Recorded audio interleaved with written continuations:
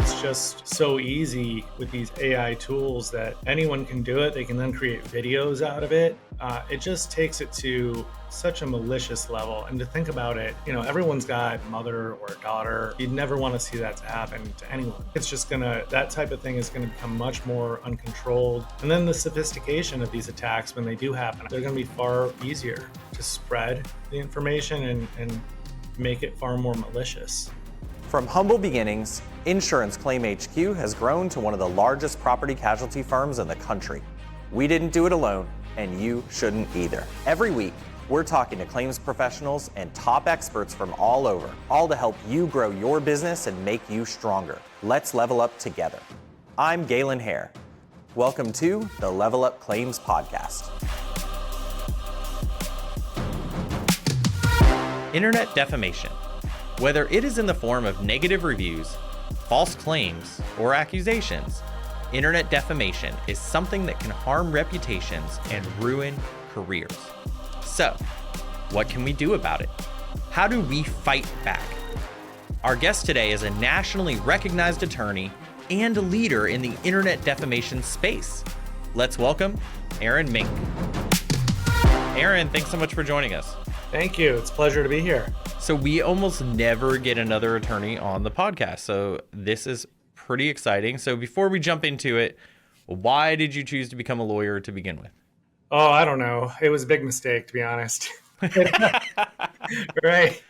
In all seriousness, though, I decided to go to law school because I was going through college and I wanted to be an entrepreneur. I was a finance major and didn't really know what to do and didn't have a business in mind that I was looking to start, and knew that I wanted to be involved in business and help businesses or start my own one day. And I met an entrepreneur. I went to Miami University and they have a great entrepreneurial minor there. And I was part of that. And at some point, I think there was a speaker that came in, really successful entrepreneur, attorney.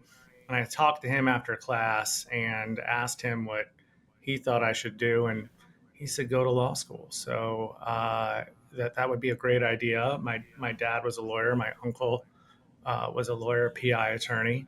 And he said, all right, sure. Why not? I'll give it a go. I'll figure it out in the process. I can learn a ton about business law and acquire some skills to really help that process if I ever do go the route. And then when I got to law school, I totally forgot about all of that and just wanted to be a lawyer. So, well, I think that's cool. And a surprisingly, for, those of you at home that didn't go to law school, that's a surprisingly common story. Lots of people go to law school thinking, well, at least this is going to help me with business, right? I'm going to learn some things. And then a lot of us end up, for whatever reason, whether it's passion or whether it's, just feeling like it makes the most sense, we end up kind of ditching those plans and focusing on being a lawyer. But you are not a normal lawyer. I never know what the consumer public thinks, but at least amongst lawyers, you're kind of a household name when it comes to like internet defamation, issues with reviews, issues with online content. How did you even get into that? Like, what was the moment where you were like, this is something I want to do? Sure. It's, I'll give you the short version. The long one will be here the whole 30 minutes, but it's a good story. When I was coming out of law school or in law school, we got hit with the Great Recession happened. I think Bear Stearns collapsed at the beginning of my second year, I think, right when we were in the middle of interviews or whatever. And I went from having a whole bunch of offers and plenty of opportunities to, by the time I graduated, not even having anywhere I could apply to. So 2 years into it, I struggled, long story short, I struggled to find a job and wound up with a bunch of opportunities that I was able to string together to get acquainted with the legal field and work. And eventually one day I was just kind of, after I'd gone through one crappy opportunity after the other, just was like, screw it. I'm going to just go off on my own and start something. And I wound up finding my first client out of all places on Craigslist, which back then was much more of a thing and less skeevy, like back in 2010 or 2012 or whatever, right? Before anyone judges you too much. Yeah. And I still remember to this day that the job posting was like, old entrepreneur out to, fight some battles with some people, looking for young hungry attorney, look at wants to sue people or something, and I still have the email that I sent to him applying. I was like, I'm a young hungry attorney ready to sue someone. Like, what could go wrong here, right? But it wound up being the perfect match, and he was probably savvier as like a pro se litigant, one of those feisty business owners in town than maybe like 50% of the lawyers I've subsequently met. But he took me under his wing, and the first issue that he wanted me to deal with was an online issue with Ripoff Report. And he'd had a business deal go south, and they invested in a company that was really big on ethanol, which back then in 2012 was the next big thing when Barack Obama was in power and president, and all the gas stations, the gas prices were through the roof, and everyone was talking about alternative fuels. He had a widget that could turn your car into, so it could process ethanol gasoline, essentially. But it never took off. It got jammed up in all the approval processes and whatnot, and it went under. And then it was long story short, it was fun. I had my first deposition. I kicked butt, and at the end of it, we got a court order, which was necessary to remove this false and defamatory ripoff report off of Google. And when it's off of Google, you can, even though it might still be online, it's out of your search results. And it wound up being a lot of fun. I had a great time. I got a great result for the client. He was really happy with it. I had a lot of fun with the case too. I have a pretty wild story about the defendant, and he had some dick pics that we found the night before the deposition online, which was kind of strange. But and then when we got done and I was reflecting on it, I remember going to the website and seeing how there were like 2 million posts on this website, and I knew then that as a lawyer we were the only ones getting a court order, was the only way to really get relief. So the light bulb kind of went off. It's like, I could just do this. This is what a solution that barely anybody else knows is out there. We can really get people relief where the other companies are just pushing it down. And I decided right then, this is all I'm going to do. So I started blogging about it and marketing for it, and the phone never stopped ringing after that. So it was good. Yeah, I should think not. I mean, I'll tell you, our intake department, when we get these calls, we never ask for anything. I don't think we've ever asked you for anything other than maybe this podcast. We just give them your phone number and tell them to have a great day, because you guys do a great job at this. You're known for doing this. And, I have a very strong theory that you serve your clients better by not trying to do something you don't know how to do. So we just send them to you. I appreciate that. Thank you. Yeah, no, it's been a process. We do this, and no one else does this in the nation. Is all they do all day with a firm of firm where this is the only thing that we focus and specialize on. So we definitely we appreciate the referrals always. So thank you so much for that. Oh, it's our pleasure. And you're right. Like Ripoff Report, I remember when it was first big, right? Yeah. And there were just so many posts. Like you could find dirt on anyone on there, and it was completely unmoderated and like no verification. Even today, I think, and that's kind of what brings you here today to talk to us, at least, is I can't think of a listener that hasn't had like a contracting company, a public adjusting firm, where some angry client or some competitor left bad reviews, even though that competitor wasn't ever a client, Yep. Pretending to be clients. And of course it has a negative effect on their business. And, people don't know whether they even have any rights. But it sounds like they do have some rights, huh? Every case is unique, right? We're the people who kind of come in where it's serious. It's worth, we don't do anything on contingency. It's all hourly, but as a business owner, you kind of have to assess everything and figure out what the best course is. Having one or two bad reviews isn't the end of the world, of course, but there are really serious cases where you need to do something about it. Maybe a competitor is going after you with hundreds of bad reviews, or it's a situation where some client is extorting you or bullying you in a way where the principle of the matter, or just completely false, right? In a way where it cannot stand, where this will just set a precedent and you can't let it go, right? So that's one of the kind of many situations where someone might call us for something like that. Um, but it really runs the gamut in terms of anything that just really is going to affect your privacy, your reputation, put your livelihood at stake in some way or the other. That's usually where we get called, where there's a crisis and everything's on the line, and you need someone to go in and take care of it and go after whoever's doing it to you. And it's usually anonymous. That's oftentimes when we get called upon too, when you don't know who's doing it.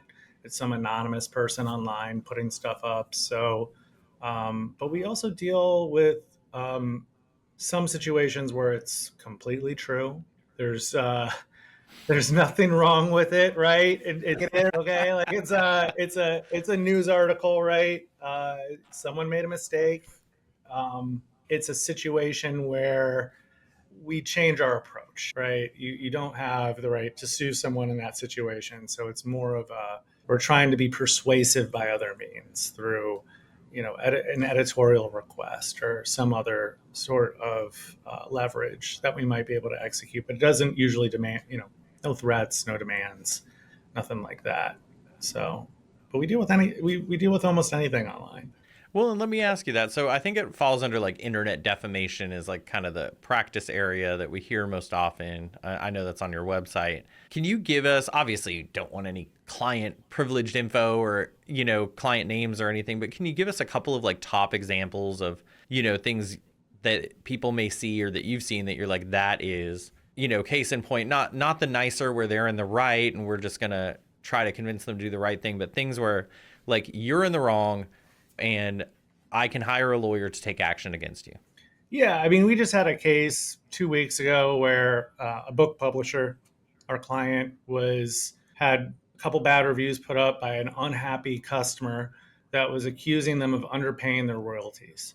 That's not just your ordinary customer review. That's being accused of being a scam, right? That's the equivalent of a law firm being accused of not paying out all the settlement amounts to their clients if they'd gotten one, right?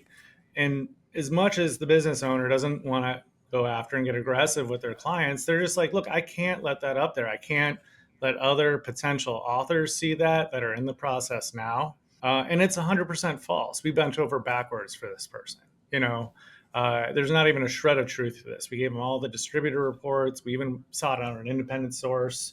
So, we sent out a cease and desist, and it took care of it. In fact, the client actually turned around and he posted a 5-star review. He was so embarrassed of his actions in that case. So it was a great result. Another one would be, we had a business, another law firm, where they had a competitor went on and they posted 100 fake reviews. They hired. I may know this law firm actually because Yeah. I think I told them to call you. But yeah. Yeah. I would say you very well may know. They're in Crisp. They've posted publicly about it, so they've given me permission to talk about it. But I'll save the name for now. But yeah, they had every single day they got a new fake review from someone who was never a client. They try to be really sneaky about it. They give it 3 stars sometimes. Say like, oh, they were okay, but they never communicated or something. They'd give these halfway testimonials, right? And others were just 1 star. And it went on for 3.5 months. Someone just going after their reputation, which prior to that was outstanding. They had an average rating of a 5 out of 5 on Google with thousands of reviews. So, in that type of case, we file a lawsuit. We send out subpoenas to Google. We get the IP addresses and we try to get to the bottom of what's going on and get some accountability as to who's doing it and go after them. And when you say that, you kind of obviously said that in lawyer speak, but to kind of put it in lay terms, like, so who did you sue initially? Because you didn't know who the law firm was, right? I think you had some suspicions. If I remember correctly, the law firm that was the victim had some suspicions, and they were seeing some weird things, like the reviews were always posted at the same time every day. So it was like someone was like, time to do another review to this law firm. But but ultimately you didn't know for sure. So what was your kind of your strategy when filing the lawsuit? Yeah. So in these types of situation, there is this process called a John Doe lawsuit, and you basically John Doe signifies an anonymous person. So legally, you sue this John Doe, this anonymous entity, and then that allows you to go and do necessary discovery. You can investigate, right? You can go and you can subpoena people or subpoena, in this case, Google. You can subpoena all the Google accounts. You can send them a subpoena and say, "Hey, give us all the IP addresses that they logged in from, and give us the name behind the account, the backup email address that they registered with, the phone number," and then you get all that data, and then it's just most of what we got back was fake. A But yeah, shock. right. They did a lot to cover their tracks, but then it's with that case, it was we just searched for that one needle in the haystack where they slipped up, and they logged in without the VPN turned on, and that's how we got and found the culprit. So it's just a lot of detective work, and that's probably my favorite part of the job is uncovering bad actors like that. It's always very gratifying. So Kind of get to play detective too, which is fun, yeah, you know? yeah, it's a lot of fun. Yeah, I remember when this went down. It was crazy to hear about because, yeah, it was. It was around the same time every day that the posts were happening, which was like a dead giveaway. This was not real clients because, I mean, my clients do things at all times of the day, not just at 2:45 in the afternoon. Yeah, Although it does feel like they all like to call at the exact same time on Mondays. right. But other than that, they really don't. And I remember this going down. It was crazy because you're right. This law firm had invested tons and tons of money in creating a good reputation, not by buying reviews, but by like doing huge community outreach events, doing all sorts of giveaways. Again, trying not to give away their name, but doing all sorts of things to just kind of show that they're good folks. And they had a lot of great reviews as a result of A, the good legal work they'd done, and B, the good community work. And then all of a sudden they started to see that average ranking like just tumble because of these fake reviews. Yeah, I mean that's a serious, that's a big differentiator. If you're a PI attorney or you serve consumers in a city, a lot of people are just going to go with the place that has the best review, best star total, right? If you have the perfect score and no one else does, I mean that's a major differentiator, and that competitor likely knew that, and that's exactly why they did it. It was very malicious. And same thing, roofers, public adjusters listening. Like I know you've had it happen to you because I see you post about it on the little Facebook groups, like that you're getting these bad reviews. Like it's a differentiator. You go knock on someone's door and you don't close the deal right away. That's probably because they're partially going to look you up. So if you've got all these bad things that pop up and they're illegitimate, that's creating a disadvantage for you. Oh yeah, absolutely. Um, Online reputation matters so much. What I always say is that it doesn't matter what business you're in. Trust is really at the core of any business transaction. Do I trust you to do the thing that you're promising to do? And if someone Googles you and sees that you've got a terrible reputation, or it leaves question marks, they're not going to trust you. So, making sure that you take care of these things so that you can have that trust with people when they look you up online is key.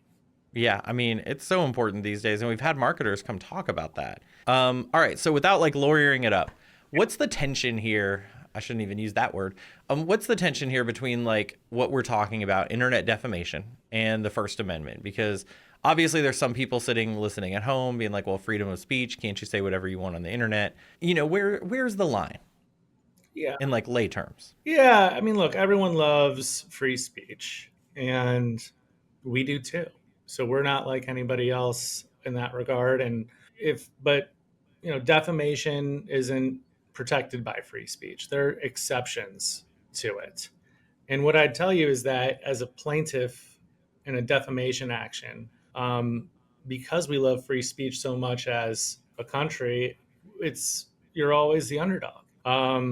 It's always stacked against you. Even in the most slam dunk cases, they'll take years.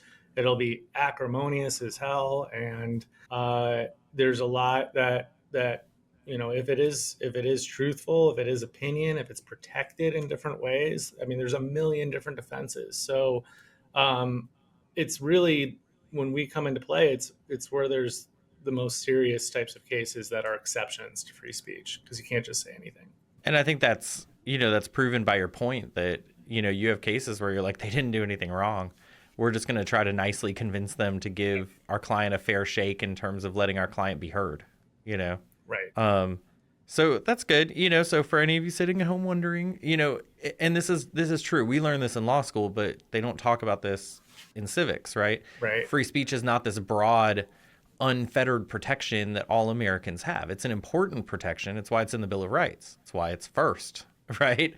But at the end of the day, the famous example we all hear is, shouting fire in a crowded theater. Like, you can't just do that. You're creating risk and harm for other people. So we have to be careful. 100%. All right. So today, like bots, AI, it's going crazy. Do you see that as potentially creating like a risk? And if so, how, in terms of like negative reviews, internet speech? It's evolving so quickly. When I think back to when I started 10 years ago or 12 years ago or whatever it was to today, things that were an issue back then that were really prevalent and just ruining people's lives don't even exist anymore. Entire websites have been taken down. For example, there used to be some very infamous ones called like thedirty.com or she's a homewrecker or cheater report or all these other ones where they were shaming websites. They would personally go after people and shame them. Even Ripoff Report, it's largely de-indexed from Google. It's not powerful at all. These aren't major problems. So as quickly as problems are created and new issues come up, old ones kind of disappear. So it's this evolving dynamic.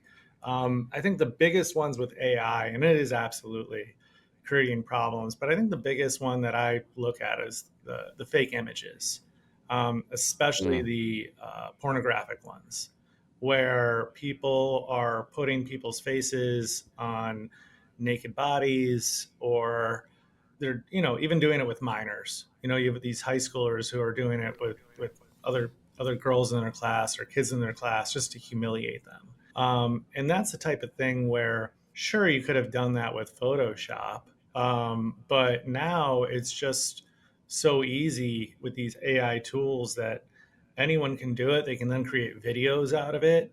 It just takes it to such a malicious level. And to think about it, everyone's got, a mother or a daughter or something like that. It's just, you'd never want to see that to happen to anyone ever. So I think it's just that type of thing is going to become much more uncontrolled.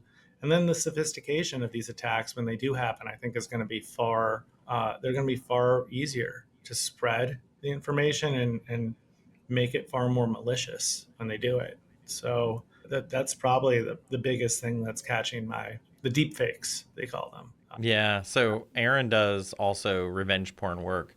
I opted not to, since so many of you listen to the podcast on the way into work in the morning, start your morning with stuff like that. Yeah. But Aaron does that, and it's a huge area. I used to do some of it, and you do have to watch out, especially if you have kids at home, young girls, because even boys, but especially young girls, they're going to be susceptible to this now, because any angry teenage girl with access to the internet, at least before, they used to have to be really, really, really good at Photoshop or know someone that was. Now they just have to have any publicly available photo of you in a really, really mean prompt, and they can get AI to produce things showing your daughter doing something she never did at a place she never was. Yeah, and it's not even the revenge porn too. I think the bigger threat now is to the boys. It's actually this scam called sextortion, which, I mean, you'd be shocked. We get hundreds of calls a month of people young men typically being sextorted. Now it's usually either like 13 to 18 or 20s, or like 65 to 85. There's that big gap. But that's where someone will pretend to be a very attractive member of the opposite sex. They'll reach out to them. They'll target them.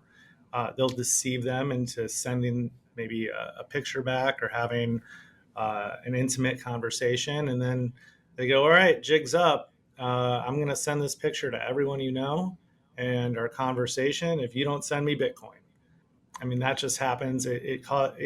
People, kids have committed suicide over it. It happens every single year, dozens of times a year now, and it's terrible. And that has been probably the bigger scam that's going on right now that we hear about every single day, dozens of times a day. I've even had some of our friends' sons been affected and had their parents call us for help with these types of things. So it happens to everybody. It's it's terrible, and it does affect women and others to a lesser extent. There's a lot of different scams like these. There's ones that they do it with college admissions and tutoring scams where they'll lead you along, and then they'll help you with some assignments, and then they'll say, "Oh, we'll turn you into your institution, so you never graduate and you get expelled if you don't pay us X," right? Or with women, it's often more of a long play, like a romance scam. They'll convince them that they're a celebrity, and it's really it's touching upon some of our basic human desires to want to believe these types of things when we're desperate or we're lonely. So people get duped. It's not that hard. And at least it used to have to be people doing that to other people. Now, I guess someone crafty enough can build an AI robot to just do it all day and scale it, which is, yeah, I mean, I get those texts all the time, right? Yeah. Hey, are we getting together tomorrow? Oh, wrong number. Oh, could you ever forgive me? I'm just a, silly young girl. Here's a picture of me. And, I'm fortunate enough that I see, unfortunate enough, I guess, that I see this stuff every day. So I always go like, so what's the scam here? Like, how does this work? And then they get mad at me and stop responding, right? But it's crazy. It's a crazy world. So if you're a victim of one of these things, either internet defamation or you're being sextorted, what should you do? Like, what advice do you normally give when you get that first call? Well, if you're being sextorted, that's very different advice. But okay, well, let's do them both. Yeah, but if you're being defamed, it's kind of a case by case, right? First, preserve the evidence. That's number one. People can change, take down, put up what's happening. Even if it stops, it can start up again. You need to have the evidence preserved to show the history of the conduct, how it's changed, how it's evolved, to be able to do anything about it. Then it's a question of, is this a matter, if you're a business, matter of customer support, right? Customer service, reaching out. Is it something that can be resolved easily? Is it something that isn't that big of a deal? It doesn't need escalation, right? You kind of have to go through a little bit of a decision tree process. And only if it's something that, like, this isn't a one-time thing, it's going to come back and harm you. It could keep growing in terms of the amount of people that are going to see it and continuing to escalate. And, it's something you should get taken care of because it's serious. That's when you would call someone like me or another qualified defamation attorney, and you'd want to find out what your legal options are and what you could do about it, which would many times start with, approaching the platform to try and remove, and you can obviously attempt something like that by yourself too. Or it might just be sending a cease and desist letter or filing a lawsuit if that's what it takes. There's kind of levels of escalation. With sextortion, it's stop responding to the sextortioner, preserve the evidence, put your accounts on private, report them to the FBI and police, and call, and then talk to someone for help. Be it, a lawyer if you feel that you need that protection, which we can help get the extortioners to go away in the right situations, or just a friend or someone that you can confidentially talk to about the situation. Because when you're under that type of duress, being extorted, it's so important to be able to have someone to communicate with. You can't just bottle that up. It won't go away. And the lingering threat of them coming back will stay with you for some time too. And it's just, that's kind of tell someone, right? Tell someone, talk to someone, find someone to talk to about it, really. Aaron, that's amazing advice. And like ethically, just so y'all know, Aaron has to say like find a qualified internet defamation attorney, but like there's really only one firm in the country that probably qualifies as a qualified internet defamation attorney. So he can't tell you to call him, but call him if you think you need to call an attorney. So again, Aaron, you've been amazing. Before you go though, I do have to ask you, what does it mean to you to level up? I think it means that you don't settle for the status quo and that you're always kind of looking to improve and go beyond your current situation to get better. And then when you do that, you've leveled up. But it's really just to keep doing that in the process, right? So that's what I would say. I love that. Thank you so much for joining us on the show, Aaron. It's my pleasure. Thank you, Cam. I'd like to thank Aaron Minc for joining us on the show. It is amazing to me just how dangerous the whole internet world is, whether you're a business or an individual. So watch out for your businesses, watch out for yourselves, watch out for your children. And if you run into a big problem, follow Aaron's advice. Follow us on Apple, Spotify, or your favorite podcast player.